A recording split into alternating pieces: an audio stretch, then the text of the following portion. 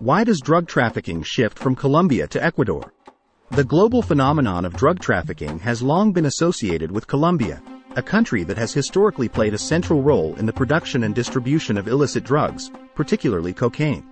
However, recent years have witnessed a notable shift in the dynamics of drug trafficking, with an increasing portion of these illicit operations moving from Colombia to its neighboring country, Ecuador.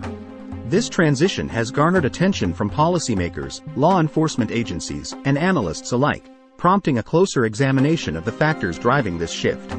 In this context, understanding why drug trafficking is shifting from Colombia to Ecuador requires an exploration of both the push factors originating in Colombia and the pull factors that have emerged within Ecuador's borders. By delving into these intricacies, we can gain insight into the evolving landscape of drug trafficking and its implications for both nations and the broader region. 1. Historical context. Colombia's role in drug trafficking. Colombia's notorious reputation as a major drug-producing and trafficking hub dates back to the late 20th century. The country's strategic location, varied topography, and weak governance in certain areas facilitated the cultivation of coca plants and the processing of cocaine.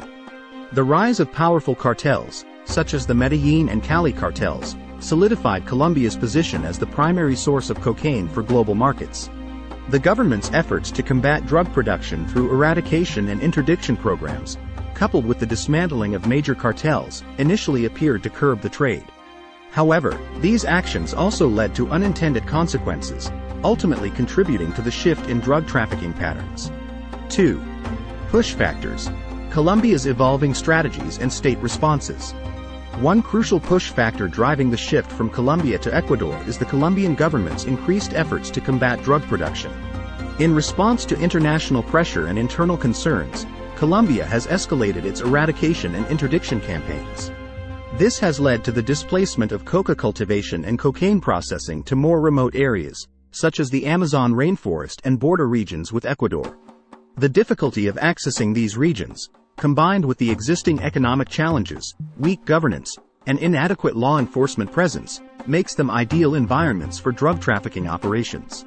Furthermore, Colombia's enhanced cooperation with international partners, such as the United States, in counter-narcotics efforts has put additional pressure on drug trafficking networks.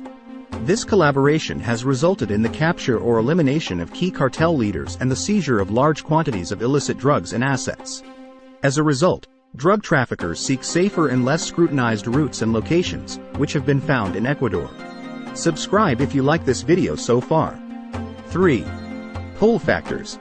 Ecuador's vulnerabilities and opportunities. Ecuador's emergence as an alternative drug trafficking route and production location is driven by a combination of pull factors, including geographic proximity to Colombia, weak institutional capacities, and vulnerabilities stemming from its own social and economic challenges. The relatively porous border shared by Colombia and Ecuador, characterized by dense forests and rivers, facilitates the movement of illicit goods across these regions. The lack of comprehensive border control measures and law enforcement collaboration further contributes to the appeal of Ecuador as a transit route.